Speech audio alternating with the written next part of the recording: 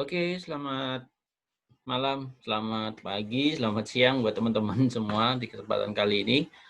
Kita akan coba bahas salah satu materi dasar dari usaha mikro kecil menengah atau UMKM di kesempatan kali ini, di mana di materi ini materi dasar ataupun yang disebut fundamental sekali ya, di mana teman-teman juga harus memahami tentang hal ini. Karena di lapangan banyak sekali teman-teman yang khususnya pemula itu masih bingung ya, bagaimana sih sebetulnya memulai usaha, mulai dari mana, terus kalau sudah jalan terus saya harus ngapain, seperti itu ya. Nah, di kesempatan kali ini saya akan bahas tentang 7 tahap membangun usaha kecil ya, untuk UMKM ya.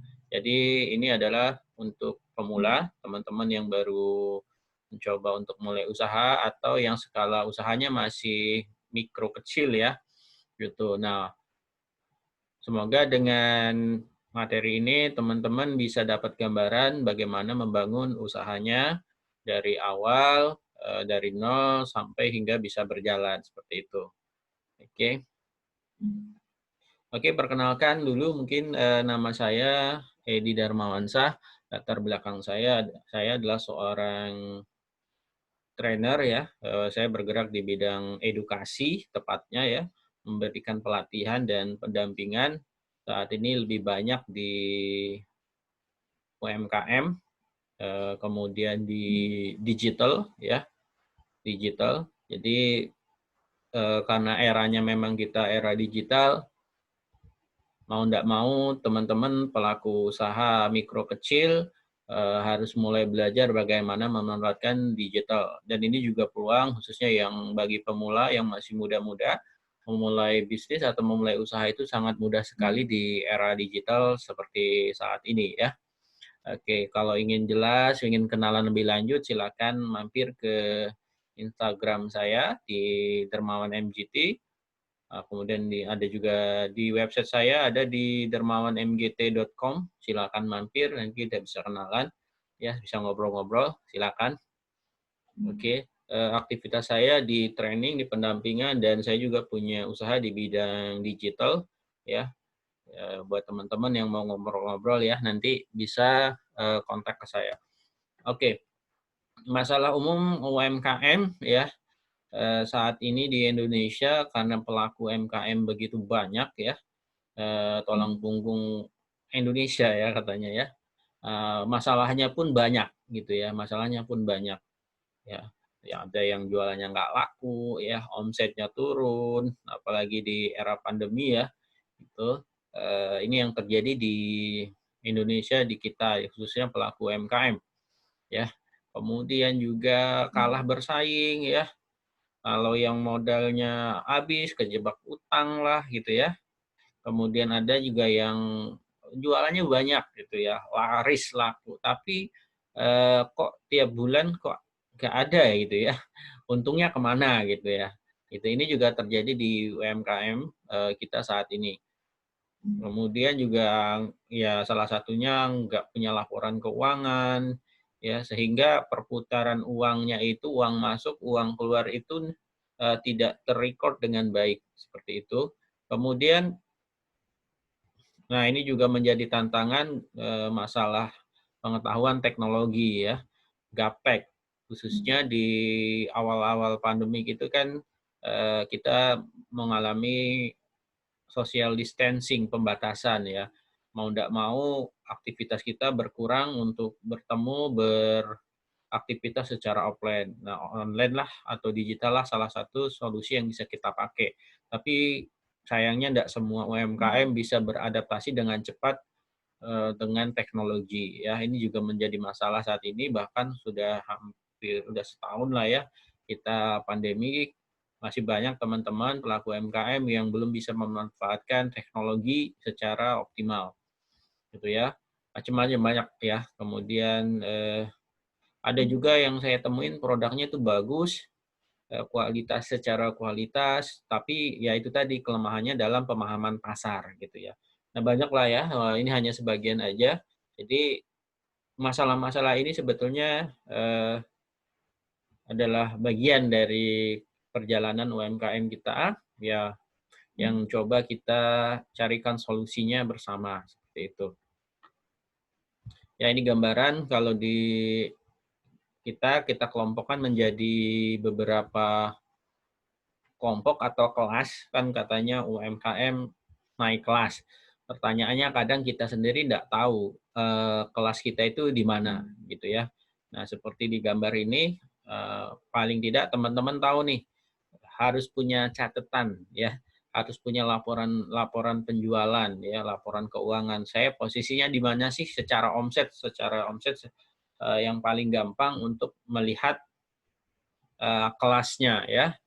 Sebenarnya ada lagi aset, indikatornya ada omset, aset, kemudian karyawan. Nah, paling gampang buat saya membuatnya berdasarkan omset, gitu ya. Dan ternyata kalau yang data yang saya buat kemarin, saya ambil dari teman-teman UMKM yang bergabung di grup, ada 200 lebih, hampir 300 ya. Berdasarkan omset, rata-rata teman-teman itu berada di ultramikro, ya. Ultramikro, bahkan ada yang masih pemula, gitu ya. Sebagian kecil ada di mikro. Jadi ini gambarannya. Nah, dengan gambaran seperti ini, maka teman-teman mesti melakukan apa sih sebetulnya supaya saya bisa pindah atau naik kelasnya, naik naik ke kelompok yang lebih tinggi, yang tadinya ultramikro bisa naik ke mikro, yang mikro bisa naik ke kecil, dan yang kecil bisa naik ke menengah, gitu ya. Dan untuk program yang saya buat, lebih banyak saya fokuskan di tiga kelompok atau tiga kelas awal, yaitu pemula, ultramikro, dan mikro. Ya, karena ini yang paling banyak.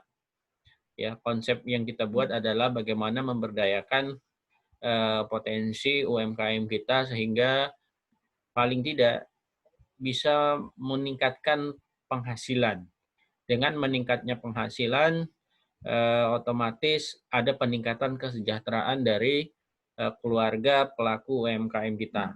Dan alhamdulillah kalau bisa menambah lapangan pekerjaan seperti itu, ya. Oke, 7 tahapan itu meliputi apa saja? 7 tahapan itu untuk pelaku usaha kecil, yang pertama adalah tentunya kita harus memiliki produk, ya, harus memiliki produk. Karena yang namanya usaha itu pasti punya produk. Hati-hati ketika ada penawaran usaha, ya, banyak sekali sekarang yang produknya tuh tidak jelas atau belum jelas produknya, ya. Apalagi di zaman teknologi seperti ini banyak sekali produk-produk yang kadang-kadang kita sendiri bingung, ya, menerjemahkan produknya, gitu ya. Gitu.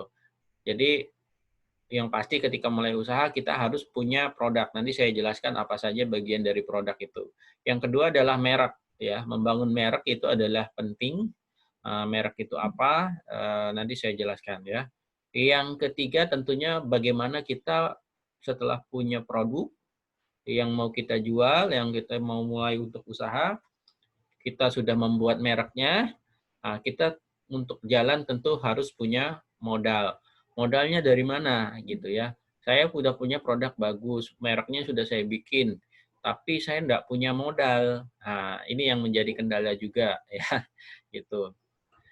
Oke. Kemudian setelah kita mendapatkan modal, artinya kita udah bisa memulai usaha, ya. Mulai dari mana? Kita perlu juga melengkapi yang namanya perizinan, ya, izin usaha. Pemerintah sekarang sudah memfasilitasi secara online untuk perizinan dasar. Ya, nanti tinggal dilanjutkan sesuai dengan kebutuhan dari usaha teman-teman UMKM. Ya. Kemudian yang kelima adalah pemasaran. Ya, nah ini bagian penting juga, ya, bagaimana setelah punya produk kita bisa memasarkan produknya, ya, memasarkan produknya. Bagaimana strategi pemasaran, bagaimana memilih pasar segala macam. Nah, ini di bagian yang poin kelima atau pemasaran. Poin keenam adalah pencatatan, ini adalah salah satu titik kekurangan dari UMKM kita. Pengalaman saya ketika saya beberapa tahun terakhir terjun di dunia UMKM ya, memberikan pelatihan dan pendampingan. Banyak sekali teman-teman UMKM kita yang tidak memiliki catatan ya. Ada 2 poin yaitu pencatatan keuangannya, yaitu pencatatan produksi dan pencatatan penjualan terutama ya, gitu. Nah, ini juga harus dibenahi.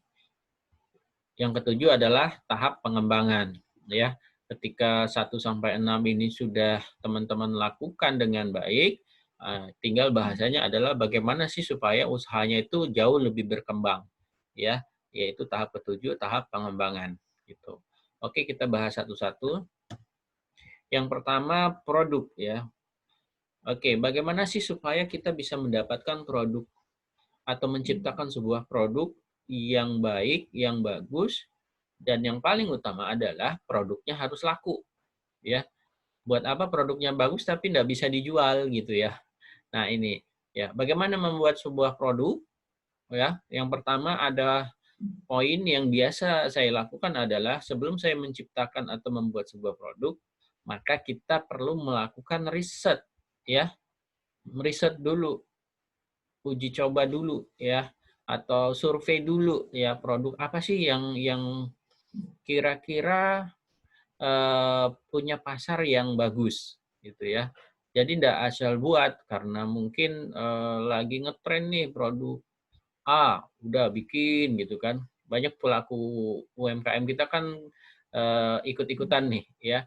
Oh lagi tren produk apa nih? Produk es, udah bikin es semua gitu. Gitu gilirannya waktu esnya habis, musimnya mati juga usahanya gitu ya. Nah, kita tentunya tidak ingin seperti itu. Riset produk ini kita salah satunya adalah membuat yang namanya atau memetakan potensi pasar atau potensi pembeli. Berapa banyak sih kalau kita bikin produk ini yang akan beli gitu ya. Misal kalau kita jualan di Lampung banyak keripik pisang gitu ya. Jualan keripik pisang, berapa banyak sih kira-kira orang yang akan beli keripik pisang kita? Iya. Siapa aja sih yang akan beli produk keripik pisang kita seperti itu ya. Nah, untuk lebih detailnya nanti kita akan ada pelatihan offline, teman-teman. Nanti bisa hubungi saya untuk jadwalnya atau teman-teman ingin membuat pelatihan 7 tahap membangun usaha kecil ini, silakan nanti kontak ke saya ya untuk jadwalnya. Oke. Kemudian setelah kita melakukan riset produk dan kita yakin bahwa produk ini bagus ya dan kita bisa produksi, kita sudah yakin pasarnya bagus, ya kita menentukan produk yang mana ya gitu. Jadi sambil riset mungkin riset beberapa produk dulu, setelah 2 atau 3 produk sekali jalan, setelah itu kita dapat satu produk yang bagus, kita tentukan produk ini nih yang kita akan produksi. Kemudian kita juga perlu menentukan desain kemasannya seperti apa, mau plastik, mau standing pouch, mau aluminium foil, mau box atau apa gitu ya, tergantung dari produknya, makanan atau craft atau fashion ya.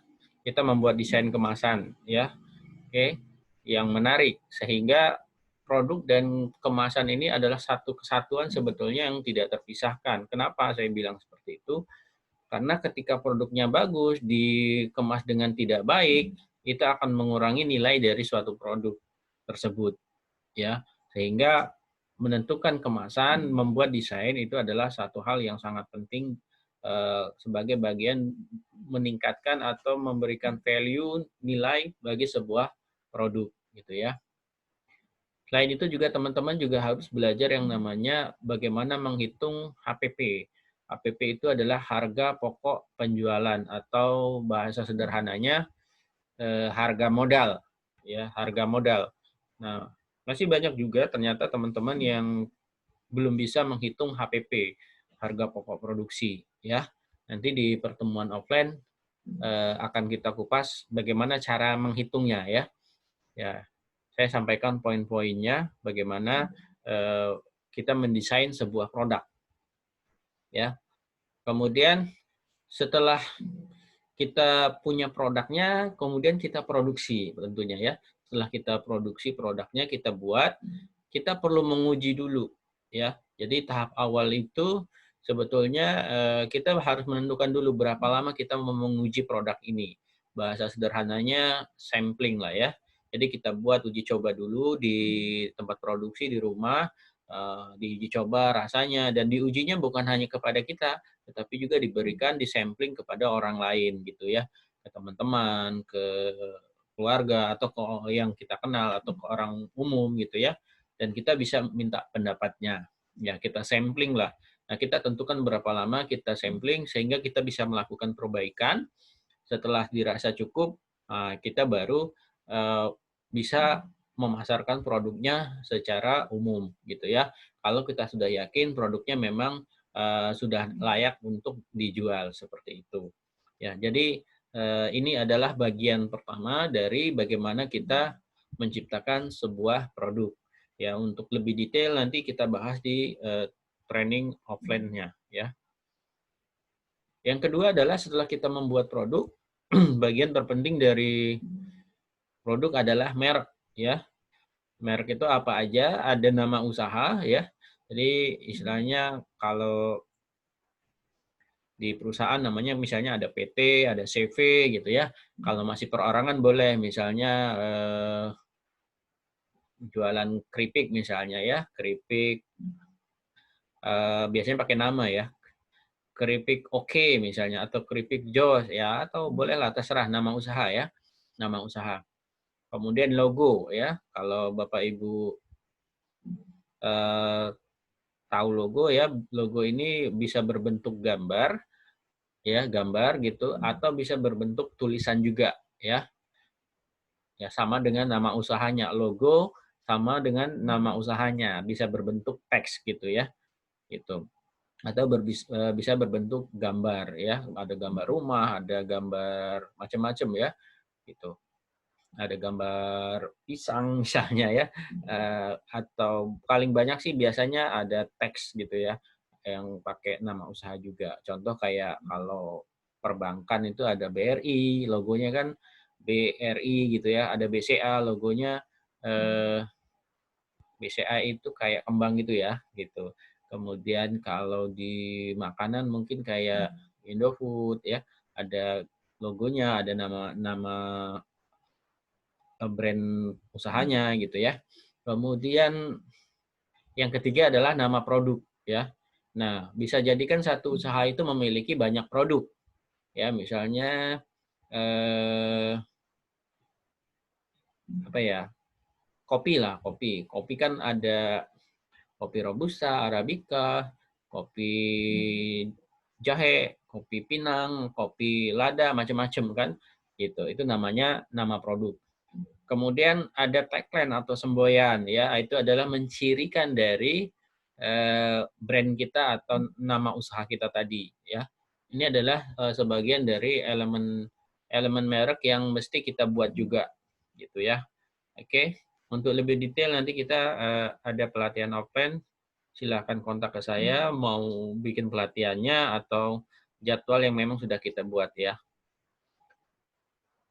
Kemudian setelah punya produk, sudah bikin merek, untuk memulainya kita tentunya untuk memulai usaha kita butuh modal. Nah, pertanyaannya modalnya dari mana? Terutama yang bagi teman-teman yang baru mulai nih, bagi pemula, saya mau usaha sih sebetulnya, cuman modal saya enggak ada gitu. Biasanya begitu ya. Atau modal saya tuh belum cukup gitu ya. Nah, teman-teman pada dasarnya modal ini adalah modal awal ya. Modal awal. Untuk teman-teman yang baru benar-benar baru mulai, yang belum pernah pengalaman usaha seperti itu, saran saya pergunakan saja modal yang ada ya, berapapun itu ya. Untuk produk juga teman-teman, kalau memang misalnya modalnya masih terbatas untuk produksi tidak cukup, boleh juga menggunakan yang namanya memulai dari sistem reseller atau menjualkan produk teman-temannya gitu ya, reseller atau dropshipper gitu. Jadi itu biasanya kan modalnya enggak terlalu besar gitu ya. Nah, saran saya kalau baru mau mulai, benar-benar baru mulai usaha, pergunakan saja modal yang ada di uang pribadi gitu ya, gitu. Atau boleh juga bareng temen gitu ya, tapi jangan besar-besar dulu ya, kemitraan namanya gitu ya. Ya, jadi buat memulai usaha gitu. Atau kalau teman-teman memang sudah punya pengalaman, boleh sih pakai investor. Tapi paling tidak kalau teman-teman sudah berani ngambil investor atau orang yang invest, teman-teman sudah punya pengalaman di dalam usaha sebelumnya gitu ya. Macam-macam sih, ada lembaga keuangan juga, ada hibah, tapi kalau ini sih lebih nanti ke tahap pengembangan kalau sudah menggunakan lembaga keuangan. Kecuali tadi kalau teman-teman memang sudah punya pengalaman gitu ya. Itu dalam membangun usaha sebelumnya bisa dicoba pakai lembaga keuangan. Ada juga sistem hibah. Hibah ini macam-macam nih. Ada kompetisi, ada apa gitu ya, yang nanti ada pendanaan dari pihak ketiga biasanya. Biasanya ini untuk pemula nih, di kampus-kampus kan ada permodalan dari program CSR biasanya, ada kompetisi atau ada lomba. Nah, nanti proposalnya disetujuin, proposal usahanya, nah itu kan dapat pendanaan. Bisa juga sih dari situ. Jadi sebenarnya banyak jalan ketika kita mau mulai usaha. Intinya mulai aja dari teman-teman, dari uang pribadi kalau benar-benar saat ini baru mau mulai, sehingga lebih aman gitu ya, sambil dipelajarin. Oke, yang berikutnya adalah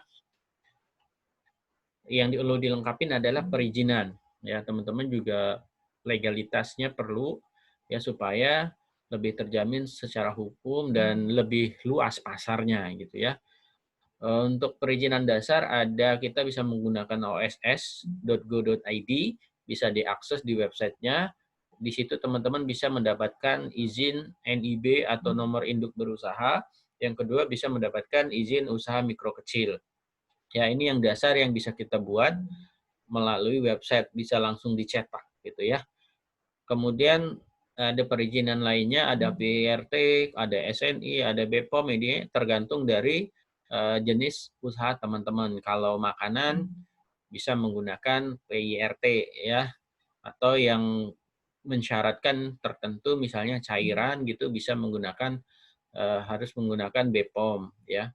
Atau juga ada produk tertentu menggunakan SNI, terutama kayak misalnya untuk yang berhubungan dengan keselamatan ya, alat-alat tertentu kayak listrik itu kan perlu ada SNI-nya gitu ya. Oke, kemudian ada halal ya, ada izin halal ya untuk produk terutama di makanan gitu ya. Kemudian ada haki atau hak kekayaan intelektual. Nah, ini nanti kekayaan merek ya. Macam-macam lah ya jenisnya. Nanti untuk lebih detail kita bahas di kelas offline. Paling tidak ada dua yang bisa teman-teman lakukan di awal, yaitu membuat NIB dan UMK. Untuk PIRT nanti melalui dinas terkait ya, dinas kesehatan, kemudian melalui pelayanan terpadu satu pintu atau PTSP ya, proses pengurusannya ya. Nanti kita jelaskan lebih detail di pelatihan offline ya. Ini perizinan. Kemudian yang berikutnya adalah pemasaran. Nah, kalau teman-teman sudah punya produk bagus, teman-teman juga harus membuat strategi bagaimana produknya bisa laku di pasar. Ya, yang pertama tentunya kita harus tahu pembeli kita siapa sih sebetulnya. Ini harus kita buat terlebih dahulu. Ya, paling tidak ada tiga apa ya? Tiga kriteria ketika kita membuat sebuah pentargetan atau membuat kelompok pembeli ya, atau disebutnya target pembeli atau target market ya. Yang pertama adalah berdasarkan wilayah. Jadi kalau teman-teman punya produk, jangkauannya sampai mana nih yang mau di cover ya, penjualannya mau sampai mana. Kalau teman-teman yang mungkin produknya basah ya, siap saji gitu ya, kayak misalnya kue basah atau ayam geprek atau sejenisnya, ya itu kan lokal bisnis ya, yang lebih besar pasarnya.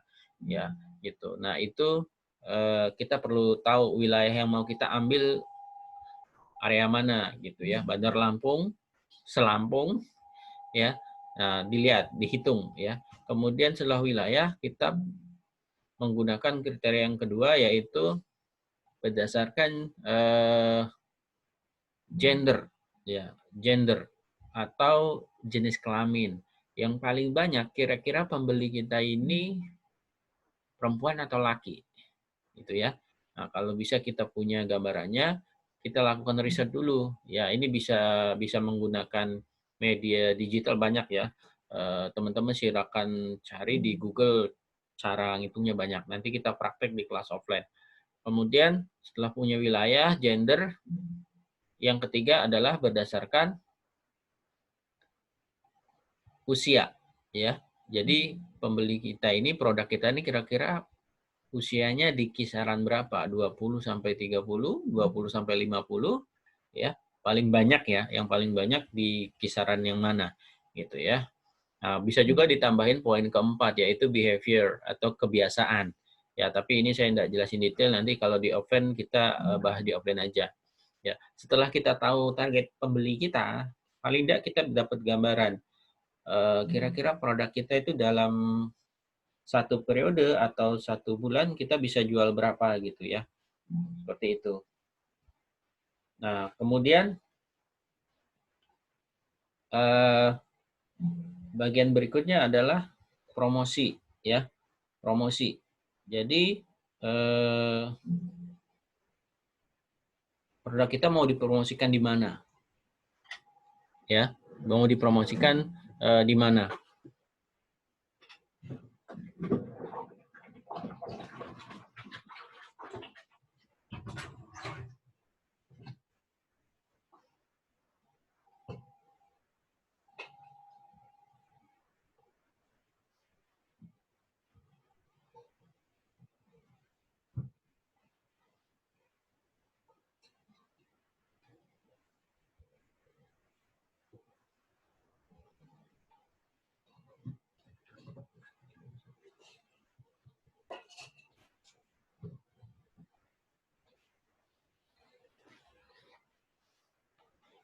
Ya, promosi kita biar orang tahu kita perlu mempromosikan. Nah, pertanyaannya promosinya kita mau promosi di mana? Medianya online, offline, ya, apa saja gitu ya.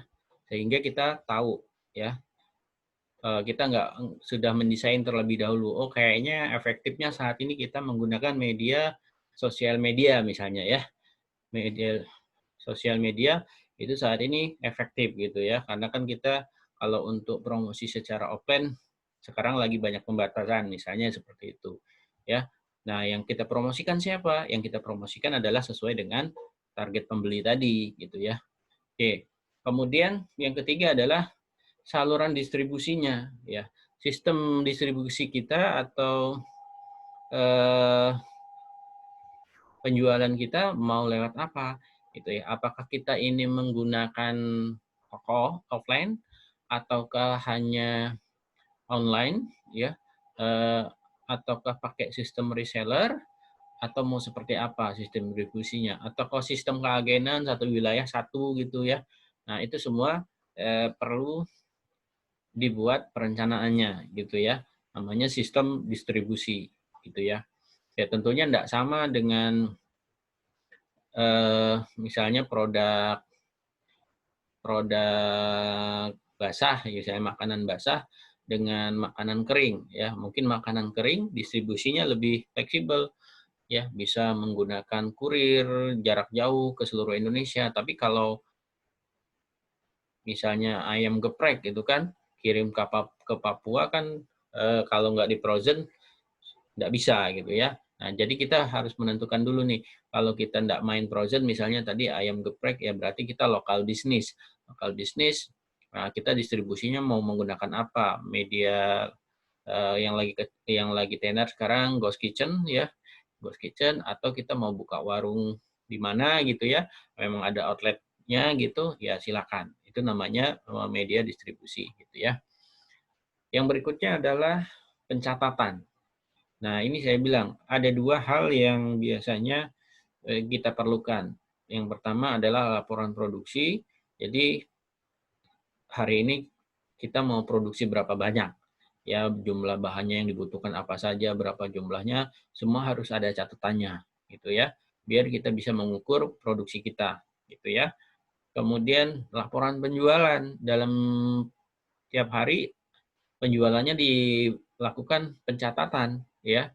Paling tidak siapkan satu buku khusus untuk membuat pencatatan gitu ya. Jadi hari ini laku berapa gitu ya, jumlahnya berapa. Bagus lagi kalau ditambah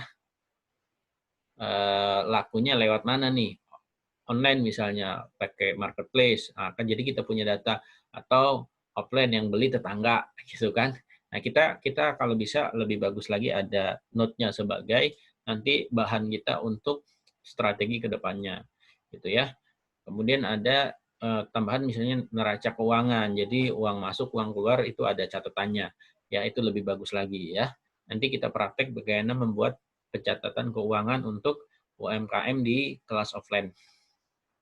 Nah, yang terakhir, yang ketujuh ya, setelah kita punya catatan, sudah pasar sudah ada, ya kita tinggal melakukan yang namanya tadi bagaimana mengembangkan usaha, gitu ya. Salah satunya kita mulai belajar bagaimana membuat profil perusahaan atau profil usaha ya. Nanti kita buatkan juga pelatihannya membuat bisnis plan atau perencanaan bisnis yang lebih baik ya, bagaimana rencana ke depannya melakukan ekspansi usaha. Kalau misalnya aku udah punya usaha di satu toko misalnya atau di punya outlet eh, lumayan bagus, tapi kayaknya ini kita perlu ekspansi lagi supaya usahanya lebih luas. Ya bisa aja kita expand keluar kota segala macam. Ini di tahap pengembangan usaha. Dan ada juga nanti ketika kita pengembangan, kita juga terkadang butuh yang namanya permodalan. Nah, permodalan yang ini kalau sudah pengembangan, sudah berjalan usahanya mungkin setahun atau 2 tahun, bolehlah kita masuk investment, bisa dari lembaga keuangan atau dari investor, atau silakan dengan sistem keuangan yang kira-kira cocok dengan bisnis teman-teman. Seperti itu ya, cocok dengan bisnis teman-teman. Oke, jadi ketujuh tahap ini yaitu untuk memulai usaha kecil, kita yang pertama tadi harus punya produk, ya, membuat merek, kemudian modal usaha, ya, kita siapkan sesuai dengan kemampuan terlebih dahulu. Yang penting usahanya bisa jalan, kemudian perizinannya dilengkapin, habis itu kita mulai masuk ke pasar, ya, mulai berjualan, ya, kemudian jangan lupa bikin yang namanya pencatatan keuangan ya supaya kita bisa melihat bisnis kita itu seperti apa, perkembangan segala macam dan kita bisa lebih mudah mengontrolnya. Nah, yang ketujuh, kita kalau semua sudah dilakukan, kita tinggal bagaimana mengembangkannya lebih besar lagi, lebih besar lagi. Seperti itu. Oke, teman-teman, itu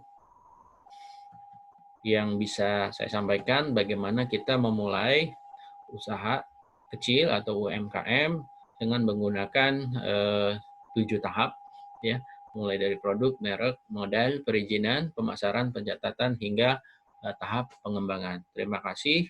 Semoga apa yang saya sampaikan ini bisa bermanfaat. Nanti untuk jadwal pelatihan lebih detail per tahap ini akan ada di kelas offline.